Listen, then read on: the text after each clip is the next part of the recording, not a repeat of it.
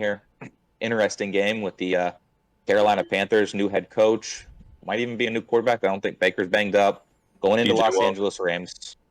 Panthers are 1-4. Rams are 2-3. The most interesting thing here to me is the fact that the Rams are a 10-point favorite, and they're only scoring 16 points a game. So that's the most insane stat I think I've seen yet. Like this Rams offensive line is abysmal, and this Panthers defense, I don't think all season long have been giving people trouble.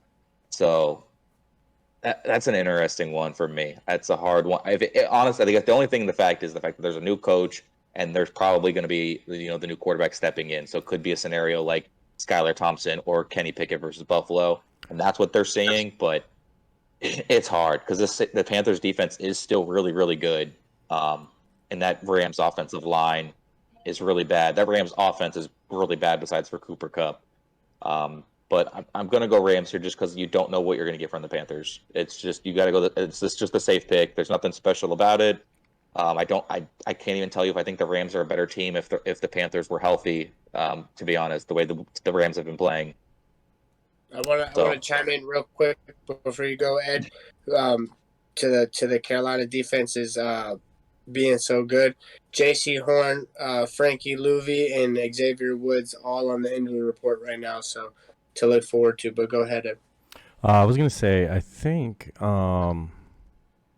Quote me, don't quote me. I think P.J. Walker is 2-0 on the start. On every start he started, the two he started, he's 2-0. He's won every game. And I think this is going to be his first loss. I'm going Rams. Nice.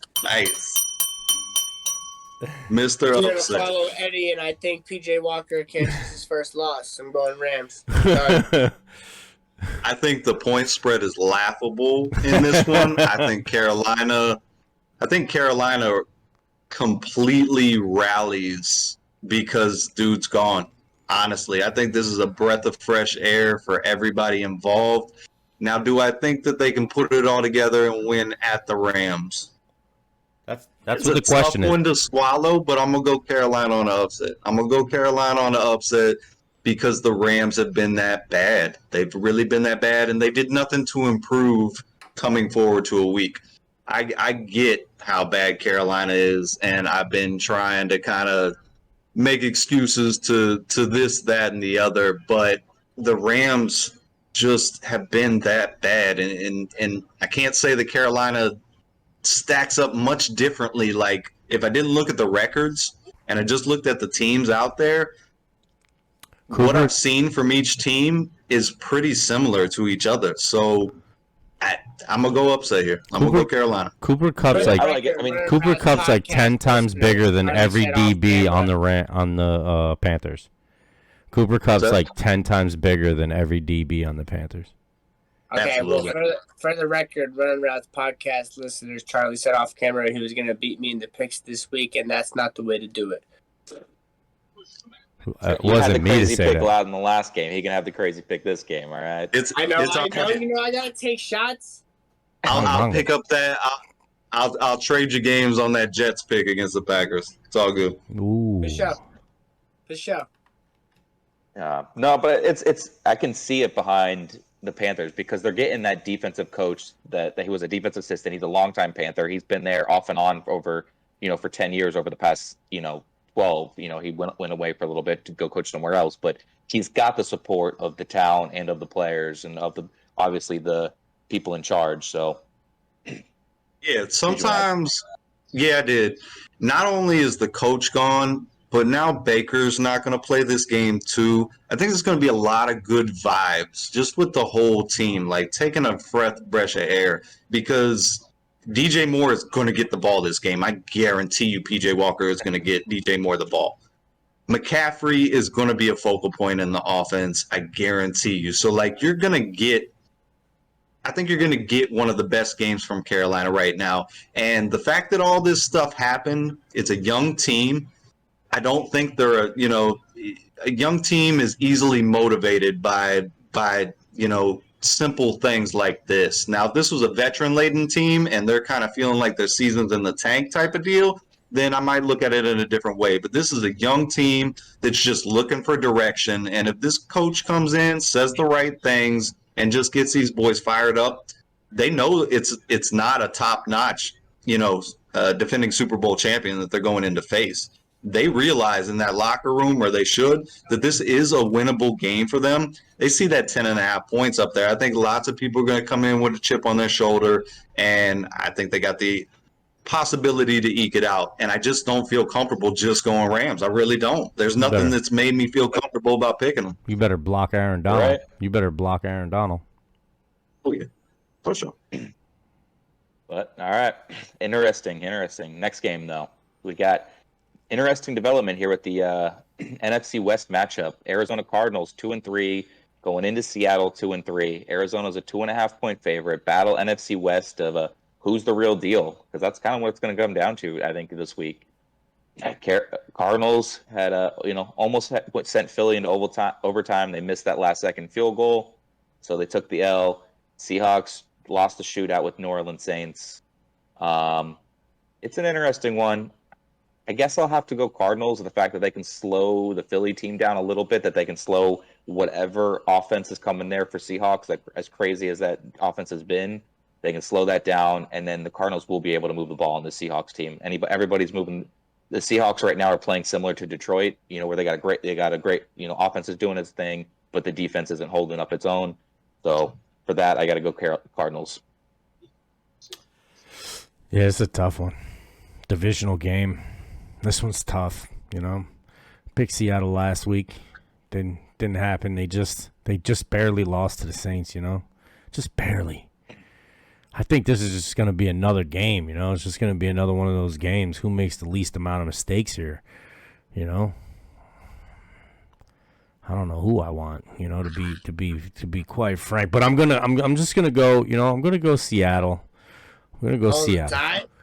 I'm gonna go Seattle. That Woolen's playing good.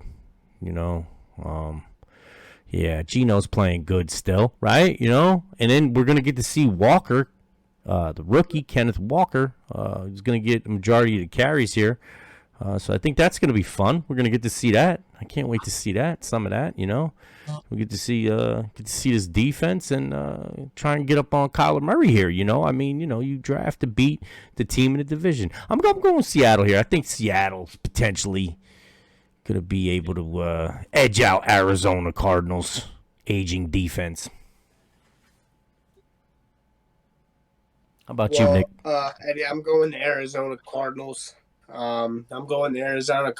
Because J.J. Watt, Isaiah Simmons, Zach Allen, them boys have been getting it together the last couple of weeks. I think that the Cardinals are much better on both sides of the ball. The defense for Seattle is been struggling. There's not really anything they can do about the Arizona Cardinals offense. Not to put kudos into the Arizona Cardinals because their offense has been kind of dink and dunk kind of style play.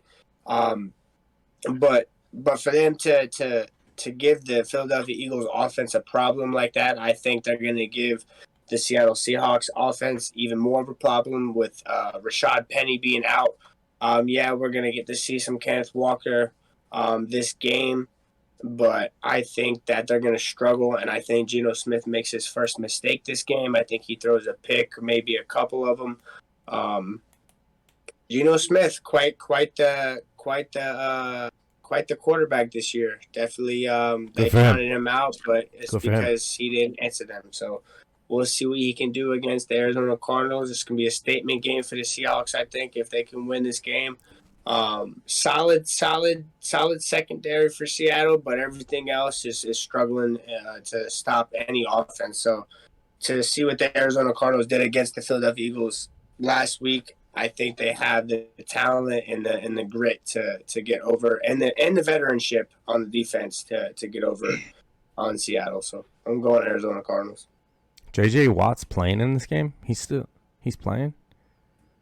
Oh, he had the heart thing. He got his heart shock back into place.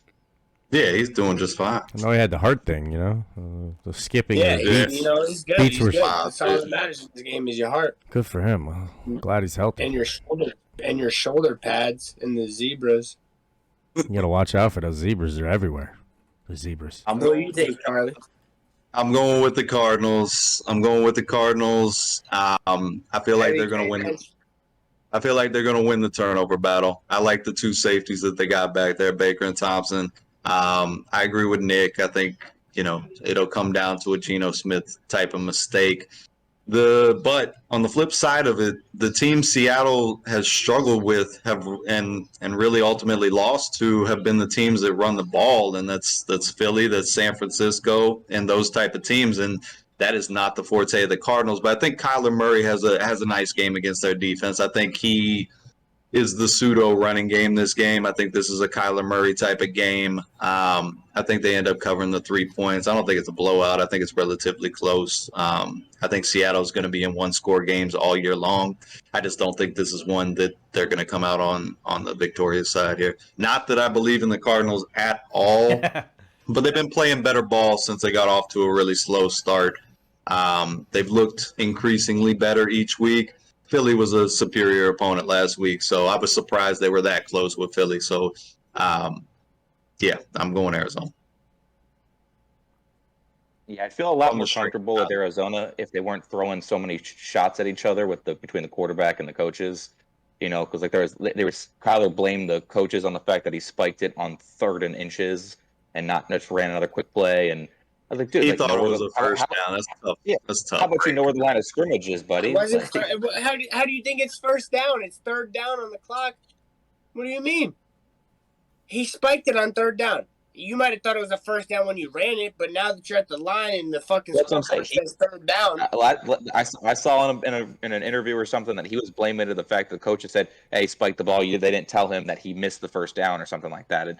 But also, you need to know where the first down marker is. You're the leader of that offense. 100%. You need to know where that ball 100%. Needs to get to. That type of shit is why Arizona will never be good. Yeah. Agreed. For sure. But let's go to the final 4:00 game of the day, not the final Sunday game, final 4:00 game. Almost got me all riled up there, Brady. Yeah, no, some people calling this the game of the year. You got the Buffalo Bills going into Kansas City Chiefs.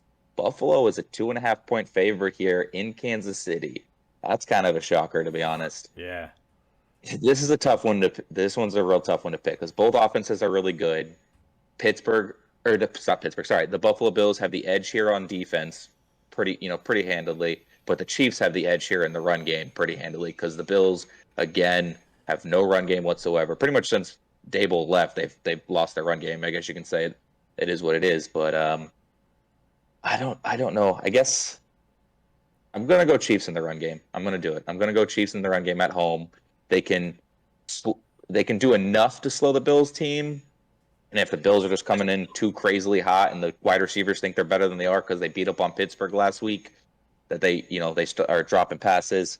So I don't know. I like the Chiefs here. That run game, I think that's the difference maker. I'm going Buffalo Bills here. I'm taking a defense. There's no Tyreek Hill. Hardeman's been struggling. I don't know. I just think that Bills defense is just really good. I'm going to taking Bills in the defense. Number 2 defense overall with the number 1 total yardage. Buffalo Bills offense. And see where that KC defense is at. I'm gonna test those waters as opposed to the flip side.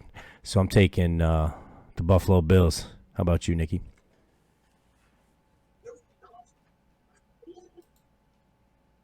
Taking the Buffalo Bills.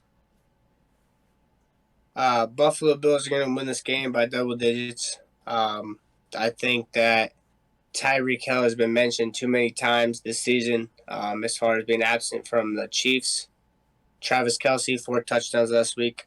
I think we can stop talking about Tyreek Hill and the ability for the Kansas City Chiefs offense and Andy Reid to produce on offense. I think their offensive game plan is it's like no other. I think this is going to be a tough game for the Bills, and I think that the Buffalo Bills are more balanced on both sides of the ball than the Kansas City Chiefs are, then you're crazy. The Kansas City Chiefs definitely should win this game, but and I agree with what Brady said with the rushing attack. I believe that Kansas City's rushing attack is a little bit more aggressive and a little bit more balanced with the pass game than it is on Buffalo's side. I think Buffalo wins this game strictly on talent, hunger, as well as the way that the Chiefs have diminished in certain games, especially against a struggling Colts team like that. We talked about it a little bit ago, how that was a huge win for the Colts, but I think it was more so the Chiefs shooting themselves in the foot. I also want to talk about how it's in Arrowhead. This is a tough upset for me, but I'm high on the Bills right now. I gotta go Buffalo in Arrowhead. Buffalo takes the head off KC, and KC goes down. Buffalo Bills. What about you, Charlie? The Buffalo Bills are only letting up 72 yards rushing a game on defense. Hell of a stat. It's time to pass the crown. This is Buffalo. They take it. It's Josh Allen. I think Buffalo is going to do everything in their power to absolutely try to steamroll the Chiefs. I honestly do. I think they're going to pull out dose after dose of some of the Chiefs' own medicine on them as frequently as they can. I think they cover the 2 points. Not going to say Chiefs just roll over, but I like Buffalo hands down. I really can't side with the Chiefs. They've made this new offense work. They really have. But it's a different offense. It's not a quick strike offense anymore. It's just not. And that's where, you might not want to hear it brought up again, but that's where they miss Tyreek Hill. They're not scoring on 40, 50, 60, 70-yard passes anymore. It's methodical down the field, and Buffalo can do it at every angle. And the running game is an issue. It's not going to go away. It is something they need to address, but it's not a big enough issue. It's kind of like a squeaky wheel. You got miles down the road before you're going to really have to fix this, but they do need to fix it. But I like Buffalo here. Who's covering Gabriel Davis and Stephon Diggs? I'll wait. Yeah, it's the rookies. They're going to have a tough time. I think the Kansas City defense as a whole is going to be game. I just don't – I like Buffalo to outpace them. They tried to do that a little bit in Kansas City in the playoff game, but then they kind of took their foot off the gas around halftime, and they kind of were like, should we just keep on attacking? And then they waited till KC all of a sudden, blink of an eye, jumped ahead of them, and then they're like, gas pedal. And they jumped right back ahead of them. I think from start to finish, they learned their lesson, and this is gas pedal the whole way. I think my biggest question for this game is, why is this a 4 o'clock game and not one of these taking over one of these primetime slots of the previous weeks that have been absolutely done? Well, there's a reason once you get to the primetime game this week, because it's another banger too. But I agree, there should be Monday's questionable though. Monday's a questionable game. This could have been a really good Monday game. Absolutely. But I feel like start of the season though. I feel like start of the season that game on paper looked real good. Denver and the Chargers. Before we got into playing games, and now it looks like, man, why would we ever do this right now? You know what I mean? Like, you just kicked 3 field goals. But yeah, then other side of the field, I can say the Thursday game. Whoever thought that the Commanders and Bears were going to be a really good football team this year? I understand most teams need. Most every team needs to get a primetime slot. Yeah, I can't argue that. But why are we not? Why is this not a Thursday football game? At that point. Well said. But that's a different argument. We're not the. I'm just saying it deserves a primetime slot because this is they're people calling this game of the year. No other ones you really need to watch except for this one. This is people hysterical takes of saying this will be better than the Super Bowl, but if it wasn't 5-0 Philly against 4-1 Dallas, without a doubt, it would have been flexed into that spot. I have no doubt about it. But that is a massive I don't know if you can flex games this early. That'd be crazy. NFL can do what they want to do. But we can go ahead. We can jump into this Sunday night football game. Cowboys 4-1, Eagles 5-0. Eagles are a 6.5-point favorite, which is a whole 1.5 favorite. I know they're home, but it's a whole 1.5 more than what they were favorited last week against the Arizona Cardinals, who were 2-2 at the time. So kind of interesting saying that they don't believe much in this Cowboys team, and I guess rightfully so, because it's right. This defense is holding them up, and then the offense is just not turning the ball over, essentially. So, but given that that scenario, I'm going Eagles. They're the better team. They're going to give Cooper Rush a run for his money. I think Dak was trying to practice, but I don't see him in this game. It'd be nice for him to be in this game, but even if he was in this game, it's going to be kind of like one of those rushed moments back, and you're going to get kind of mistake ball and off timings between him and the receivers. So I got to go Eagles here. Yeah, I'm going Eagles too, man. I just think they are the better team on paper. I think it's going to be very interesting to see what happens with Dallas if, the Eagles start shutting the run down and then they got to throw the ball deep on that secondary. I can't wait to see this. I just can't wait to see this game. I'm going Philadelphia Eagles here because they just look like they're just more impressive to me at this time right now while these two go up against each other. Maybe if we had a healthy Dak coming in and the records were still the same, then maybe I would see things maybe different. But, Hurts is playing really, really, really, really, really good. And I think the Eagles are going to edge this one out. I don't know. How about you, Nick? Charlie, I hope you have more to say than the last two guys because I'm spitting no bad juju here. I'm going Philadelphia Eagles. Let's get the dub. This is the early season defining moment for Philly because last year, pretty much the same team beat twice by Dallas soundly. Jalen Hurts had two of his poor games against Dallas too, and that defense was not as good as this defense. This defense is better than last year's. Now, granted, on the offensive side of the ball, Dallas is not what it was last year. They were able to put up 30 points a game. They were number one in the league in offense. That shrinks the margin for me. I think those points that they're given, I think it should be 3. I think Philly should definitely be favored based off of what they've done this year. This is the one I look forward to watching more. I think it's going to be more telling to me. So I feel like Kansas City and Buffalo almost destined to be in the top 3, 4 at the end of the day in the AFC, no matter what. These two teams, I don't think it's been a while since they've been right there in the last 3 or 4 in the NFC. So I'm looking forward to this one. Both of them seem very good. Both of them have had very different paths to the records that they have right now. I'm taking Dallas. I think based solely off of what the defense is able to do to the Philly offense, it's going to be close, though. I mean, it definitely could go either way, but hands down, I think this one is the game of the week. Interesting. Wow. Taking Dallas. Nick's just going to keep quiet because he doesn't want to, sticking to his team guns. there. You know, that Char, what they'll talk about that Char when he's gone. That guy, you see that guy over there? He sticks to his guns. That guy is his gun. He sticks to the guns.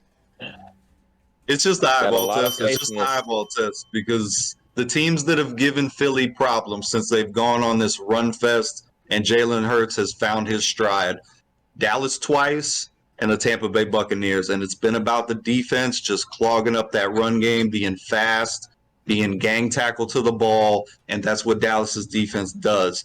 Now, on the flip side, Philly, great defense. This is not a condemnation on Philly. Philly playing great ball. Charlie, let me ask you.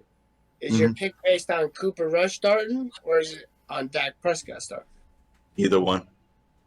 I don't think the quarterback position is going to be as big of a factor, but whoever starts is going to have to make a couple of plays, most certainly, and it's not going to be easy.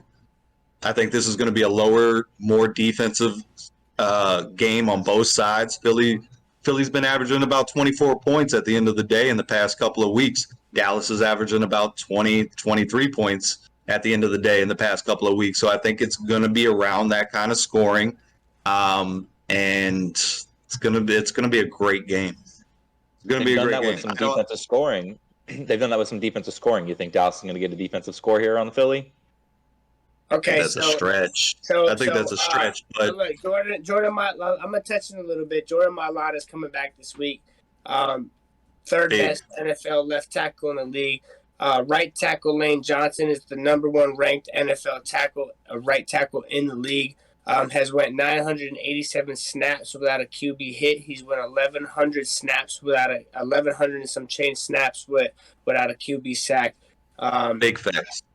It's going to be tough. And you know what? I don't think that by any means that the Dallas defense doesn't have the talent and doesn't have the composure to come and exploit the offense at Eagles. But I think all we have to do is run it up the gut. Hand it up the middle, run it through their throat, and it's over with. It's gonna be mano a mano this game. This is really gonna be a dogfight. Divisional matchup on top of it.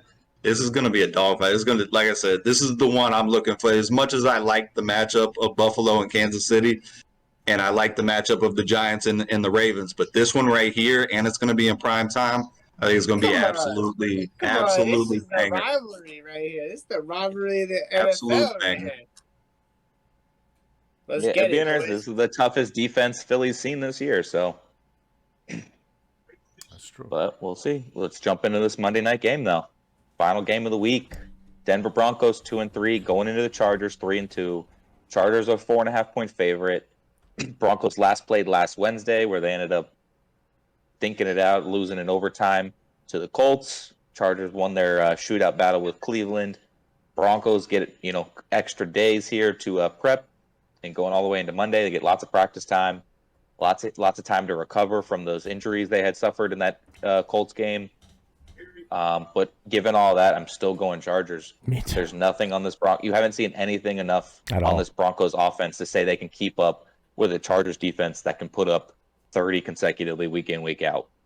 I agree 100%. I'm going Chargers too. Herbert's just getting better. They don't have Javonte Williams. He's done for the season. You got a Melvin Gordon, and not too much behind him. I'm gonna go to Chargers here. Russell Wilson is historically struggling like we've never seen him struggle before. And I don't know what's going to change so much. They need the extra practice, and hopefully they can get things turned around. But I don't know that it'll be this week. I'm going Chargers. How about you, Nikki? Nikki's going Chargers. Team that I was high on before the season started. The team that I started high on coming into the season.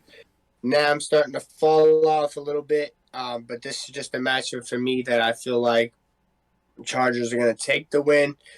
Broncos, it's so sad. It's almost like the Colts. You look at the Colts team, you look at the Denver Broncos team. You got some strong wideout receivers. You got a strong running game. You bring in a veteran quarterback, and both of you guys are struggling. I mean, the Colts are struggling. Denver's struggling. What's going on here? Is it coaching? Is it the play scheme? What's happening? The Chargers, with that being said, they're not doing so great. I mean, they've had some sparks, the talent is there by far. The talent's there. Keenan Allen is going to be out this game. He was out last week, I believe, as well. And it's only made Justin Herbert's life a little bit harder on the field. And I feel like I don't know if it's Justin Herbert or what the deal is, because I feel like he doesn't need to be that way, because he's got some talent. He's got some young guys who can get out there and catch, Joshua Palmer and Mike Williams and their tight end over there. I think that they really can just establish a nice, solid offense and a balanced offense, but they're just not getting. Austin Eckler is it's like hit or miss. This guy's super talented. Like, he's got all the talent in the world to be a top 5 running back, and it's like they almost misuse him. But even with all that said, I'm still going to Chargers. I think that Denver's struggling a little bit more. The defense being one of the best defenses in the league, it's hard for me to pick against them as far as the Chargers struggling, but I think the offense is so bad and so uncoordinated for Denver that ultimately the Chargers score more points. I think it'll be a close one. I think this is the first spread since we've been talking about the picks that is almost accurate. What was it, 3.5, Brady? 4.5? 4.5 now. 4.5. Started at 3. Even still could have been, a little bit, but I think that's the best spread we've gotten out of any of these games. I think the spreads have been just like outlandish. But Los Angeles Chargers, I think they're going to edge out the Denver Broncos in a tight one, maybe 23-20 type of deal. They're just not scoring points. But yeah. What do you think, John? I think we're going to catch a flash of what the Broncos we thought they should have been this game, mainly because the Chargers defense, after these injuries have added up, the past 2 games they're giving up 30 points a game. And we're talking about opponents named the Texans and the Cleveland Browns. And I'm still not sold on the coaching staff. They find ways to – they're the superior team here in this matchup, don't get me wrong. But they find ways to play close games. And when you play close games, you get burned a lot, and they get burned a lot. They should have lost the Cleveland game if that kid doesn't miss that field goal. Off of a 4th and 5 with a minute left, the Browns had no timeouts. You go 4th and 5 on your own 42-yard line, I think it was. You weren't even on their side of the field. I love Justin Herbert, and I like that he is trusted like that, almost like we were begging for Russell Wilson on the first game of the season. But that is not a smart coaching move in my eyes. So I'm going Denver here. I think they find enough offense. That defense is playing great. I think it's going to give a banged-up Chargers team problems with Keenan Allen. The tight end was banged up last week, too. I don't think he played. And he's been nice. His name escaping me right now, Gerald Everett. He was banged up last week. I love Eckler. I love lots of the pieces of the Chargers, but I can't get behind the Chargers. They're one of those teams that I bought into Herbert. I don't buy into the rest of the team, and that includes the coaching staff. There's something about the Chargers that they're not the team to be elevated up the board yet. I still don't even see them confidently as a playoff team in the AFC right now. I feel like they have as much shot as a wounded Bengals team to make noise in the playoffs, and I'd still take the Bengals team over them. Wow. I just want to give an update real quick. Not that it is too relevant to the cast, but Washington just scored. It's 12-7. Washington Commanders. 7 minutes left in the game. Brian Robinson just scored his first touchdown. But Chicago is killing them right now. They're really killing them in yards and everything. Like Chicago's got 304 total yards. Washington's only got 192, and they're killing them in the rushing game over in Chicago. So maybe they're starting to get some balance over there for Fields. A lot of I've been watching the game here on the side. Fields has been running for his life most of it, and he's been able to scramble out and get like a 10-yard gain a lot. But he's also getting himself hurt. He's been banged up a lot, and if that continues, I don't see him finishing the season. It's tough, man. We're talking about 7 minutes left in the fourth quarter. It's 12-7. It's like 11 of 19, 164 yards, touchdown, a pick. He's also rushed for 43 yards. So it's almost Jalen Hurt-esque performance, honestly, minus the touchdowns and the weapons. That was terrible. We're gonna cut that out of the podcast. Don't worry. Compare the stat lines, Niggy. Compare the stat lines. 11 and 19, 100. Stop it. Stop it. But that's I've touched on this. Hold on, because I've touched on this. I've touched on this multiple times. This year. Nikki, slow down, because I've touched on this multiple times this year. The Bears' offense is literally big play or nothing. Because if it lasts long, either Justin Fields is going to get sacked or he's going to find a man deep. That's just the way the offense is right now. They're big play driven, and they can't put drives together. For sure, but Jalen Hurts that's where those numbers look. That's where those numbers start to go. But you also have to look at the fact that Charlie has been hit 7 times and been sacked 4. Charlie's on the hunt right now. No, I was just looking at the stat. I follow along with football. I do. Of course. No, we have to, man. That's the end. Hey, we finished up with the picks. That's what we after, man. We after y'all. Absolutely. Sometimes we can drag out. Sometimes we can get our own opinion. But if you really just take the chance to listen to us, you can tell we enjoy football. You can tell we watch it every week. You can tell we're doing our homework. all of us have some good stuff to say, and if you can't tell when one person says something, we don't have something else. Just tune in, man. If you made it this far, tune in and keep tuning in. Hey. For real, Run Ross podcast. Me and the boys is killing it. Every week we take on our time to sit here and talk to you guys. We're not talking to us. We're talking to you guys. So please respond. Hey, let us know. Yes. Love it. Peace.